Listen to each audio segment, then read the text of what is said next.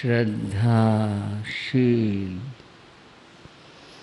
बंधुओं एवं श्रद्धाशील बहन, आपके सामने श्री भगवती सूत्र की चर्चा चल रही है। आप कई बार यह बात सुन चुके हैं कि भगवती सूत्र में अनेक चर्चाएं हैं, संवाद हैं, प्रश्नोत्तर है। जिज्ञासुओं ने भगवान से अपने मन की जिज्ञासा रखी, भगवान ने उनका समाधान किया। तो अनेक सारे विषय हैं, अनेक चर्चाएं हैं। भगवती सूत्र में भगवान से किसी ने पूछा, भंतेणं कैर्विहा क्रिया पणत्ता। भगवन, क्रियाएं कितनी होती हैं? श्रावको प्रश्न को समझ लिया जाए, प्रश्न समझ में आएगा तो समाधान समझ आएगा। प्रश्न है क्रिया को लेकर, कई विहा क्रिया पणत्ता। भगवान, क्रियाएं कितनी हैं? भगवान ने कहा, पंच विहा क्रिया पणत्ता। क्रियाएं 5 होती हैं। कायाय अहिगरणयाय पावस्याय पारितावण्याय पाणाय वाय क्रियाय। ये 5 क्रियाएं हैं। इनका थोड़ा थोड़ा अर्थ भी जान लें। कायाय, काया से की जाने वाली क्रिया,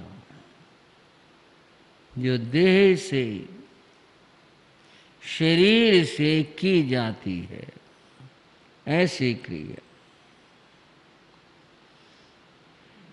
अब जितनी भी क्रियाएं हैं वे सारी की सारी देह से होती हैं या और भी होती हैं, वो मैं बताऊंगा। मन से भी, वाणी से भी होती हैं, पर यहाँ काया का जिक्र है। काया से की जाने वाली क्रिया। अहिगरणयाय, जब काया से कोई क्रिया करने में व्यक्ति समर्थ नहीं होता तो वह किसी चीज का सहारा लेता है। जब नहीं हो सका, उदाहरण के लिए कोई व्यक्ति गड्ढा खोदता है। अब हाथों से खोदा जाना तो बड़ा मुश्किल है। अगर काम हाथों से हो जाता तो वह काय की क्रिया कहलाती, काया से किया। जब काया से नहीं हो पाई तो व्यक्ति ने साधन किसी चीज का सहारा लिया। वह कुदाल, फावड़ा, कोई चीज लाया, लाकर हाथों में थामी, तभी तो बात बनेगी। फिर इसको चलाया, गड्ढा हो गया। ये जो क्रिया हुई इसको अधिकरण की क्रिया कहते हैं। किसी शस्त्र के सहारे से, शस्त्र के सहयोग से जो की गई प्रवृत्ति क्रिया, तीसरी क्रिया। कुछ क्रियाएं सहज होती हैं, कुछ क्रियाएं राग और द्वेष के भाव से होती हैं। मन में, अंतर में प्रबल राग द्वेष का भाव हो, ऐसी क्रियाएं। जो ऐसी क्रिया होती हैं जिसमें राग और द्वेष की प्रबलता हो, उसमें कर्म बंध बहुत होता, बहुत ज्यादा होता। मन में द्वेष से करा जाए और एक सहज में हो जाए। और बंधुओं, एक क्रिया होती है परितापने की क्रिया, दूसरे को सताना। एक तो अपने उद्देश्य से कि कुछ की ये है, दूसरे को सताना, परिताप न देना, दुख देना, ये भी एक क्रिया है। प्राणायाम क्रियाएं, प्राणायाम क्रियाएं है। प्राणातिपाती की क्रिया, किसी को उसके प्राणों से रहित कर देना, अर्थात उस जीव को, प्राणी को जान से मार देना। ये 5 क्रियाएं हैं। भाइयों, पहले ही बता रहा हूं, थकना मत, कुछ बात करेंगे, आनंद की बात करेंगे। ऐसा नहीं है कि बहुत मुश्किल बात हो, बहुत आनंद की बात होगी। थोड़ा चलें सही।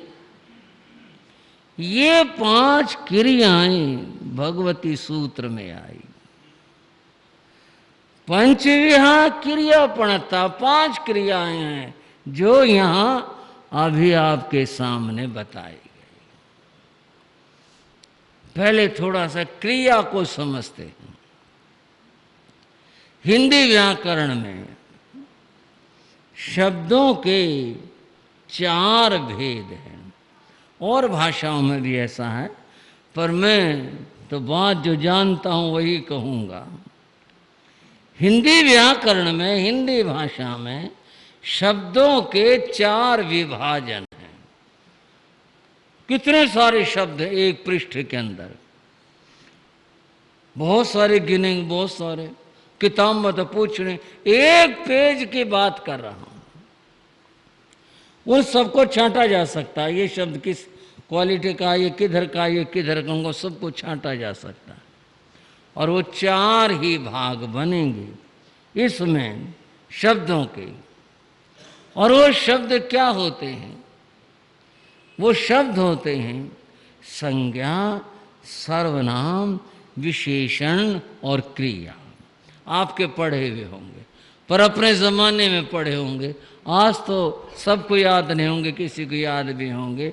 मैं इस बात को कहीं लाना चाहूँगा। अभी केवल मैं बात को सामने प्रस्तुत कर रहा हूं, एक तरफ परोस रहा हूं, समझेंगे बात को। कुछ शब्द हैं जिनको संज्ञा कहते हैं, व्यक्ति वस्तु स्थान आदि के नाम को संज्ञा कहते हैं। व्यक्ति का नाम हो, वस्तु का नाम हो, किसी जगह का नाम हो, ये सब शब्द जो हैं संज्ञा कहलाते हैं। दूसरे तरह के शब्द हैं सर्वनाम। सर्वनाम शब्द हैं जो संज्ञा शब्दों के स्थान पर प्रयुक्त होते हैं। जैसे राम गया, तो राम संज्ञा है कि व्यक्ति का नाम है। तो अगली बार राम ने देखा, ये प्रयोग करें आगे वाक्य। एक ये प्रयोग करें, उसने देखा। क्या कहा हमने? उसने देखा। ये जो उसने आया, ये राम की जगह आया। एक शब्द को बार बार बार बार न दोहरा करके उसके स्थान पर कुछ और प्रयोग कर दिया जिसका अर्थ वही था, इसलिए उसको सर्वनाम कहते हैं। पहले में राम का प्रयोग किया पहले वाक्य में, दूसरे वाक्य में राम की जगह उसने का प्रयोग किया। उसने देखा, उसने कहा, उसने ऐसा किया। ये शब्द सर्वनाम कहलाते हैं। जो वस्तु की, व्यक्ति की, किसी की विशेषता को बताए उसको विशेषण कहते हैं। विशेषता बताने से उसकी पहचान होती है। जैसे यह कमीज लाल है, या लाल कमीज लाओ, हरी कमीज लाओ, ये वाक्य बोला गया। कमीज तो ठीक है, कमीज है, वो अपनी जगह संज्ञा है। जो यहाँ लाल और सफेद हरा पीला कहाँ गया, ये सर्वनाम शब्द है जिसने ये बताया कि कौन सी वाली। वहाँ तो 10 कमीज रखी थी, उसने कहा इसमें से जो लाल है वो लेके आनी है। वो जो लाल है वो उसकी विशेषता है। जो वस्तु की विशेषता को बताए उसको विशेषण कहते हैं। इससे वस्तु की विशेषता पता चले। वे कमीज तो लानी है, पर कौन से, वहाँ 10 कमीज रखी हैं, कौन सी लानी है बता दे, लाल वाली लानी है। इस शब्द से उस कमीज की, उस वस्तु की विशेषता का ज्ञान हुआ, उसका पता चला। ये 3 तरह के शब्द हो गए। चौथी तरह के बंध वो शब्द होते हैं, उसको क्रिया कहते हैं। उसको क्या कहते हैं भाई? क्रिया कहते हैं। क्रिया शब्द क्या होते हैं? जिसमें होना, आना, जाना आदि ये पाया जाए, जिसमें व्यक्ति क्या कर रहा है इस बात का जिससे बोध हो, वे शब्द क्रिया कहलाते हैं। ये शब्दों के 4 प्रकार हैं। हमारा जो जिक्र आया यहाँ पर वो क्रिया से आया। जो हम करते हैं क्रियाएं हैं, उनका यहाँ इस प्रकार से जिक्र आया। ये क्रियाएं बहुत होती हैं। अब गिनने बैठे बहुतों के व्याकरण में संख्या देखी जा सकती, कितनी क्रियाएं होती हैं, हजारों हैं। काम है दुनिया में इतने हैं, हजारों हैं क्रियाएं, बहुत सारी क्रियाएं हैं। अब किसको किसको गिने? व्याकरण में बताया कि भाई संस्कृत व्याकरण में 2000 क्रियाएं हैं। बहुत क्रियाएं हैं, अलग अलग भाषाओं में अलग अलग तरह से क्रियाएं हैं, अनेक क्रियाएं हैं। आप कहोगे आप बताना क्या चाह रहे हो? बताना चाह रहा हूं तभी मैं आपको जिक्र कर रहा हूं। कुछ मैंने बताना है आपको। क्रियाएं हजारों हैं, सारी गिनने बैठे। गिनती की जरूरत क्या है? जरूरत पड़ेगी ना, कैसे पड़ेगी भाई? मैंने क्या करना क्या नहीं करना, इस बात की जरूरत पड़ेगी। हजारों क्रियाएं हैं। बंधुओं, मैं आपको एक ऐसा सूत्र बताता हूं, एक सूत्र में सारी क्रियाएं आ जाएंगी। एक ही सूत्र में सारी जितनी भी क्रियाएं हैं, जो हजारों हम कह रहे थे, ये सारी की सारी उस एक सूत्र में आ जाएंगे। आपका मन उत्सुक हुआ होगा, ऐसा कौन सा सूत्र, हजारों क्रियाएं एक बार में बता दे। बताऊंगा इस बात को, एक सूत्र में सारी क्रियाएं आ जाएंगी।